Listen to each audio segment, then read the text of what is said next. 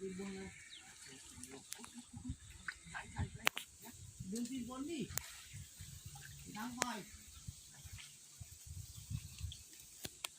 เอาเข้าข้างก็เลยเนี่ยเข้าข้างคนนั้นดีล่าข้างก็เลย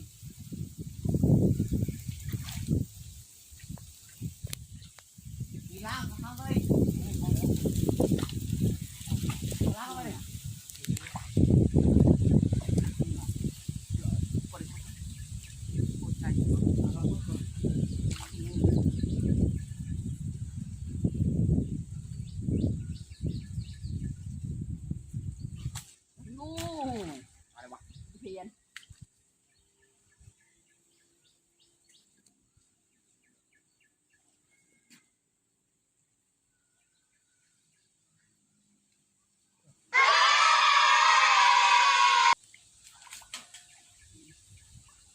นั่นน่ะที่ประจำตกปลาน่ะ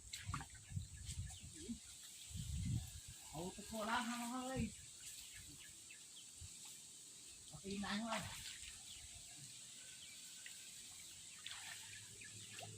ตีนไหนเข้าไป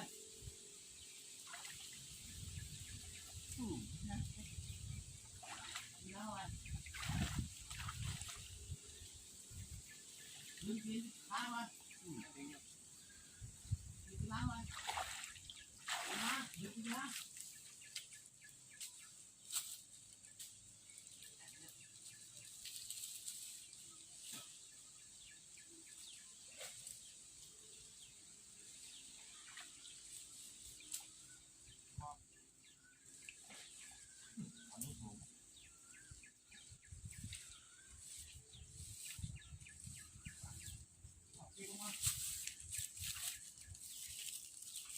ตีนล้างก่อนมองเห็นแล้วก็มองกระหม่อมถ้าตัวเล็กค่อยเอาไปเลยปลาตะเพียนเนี่ยไล่ตีนล้างก่อน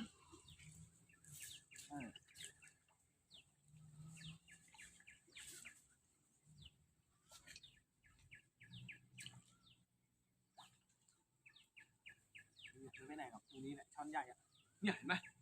ตีนล้างก่อนนี่เห็นไหมห่างไหมน่ะดู50 โลอ่ะ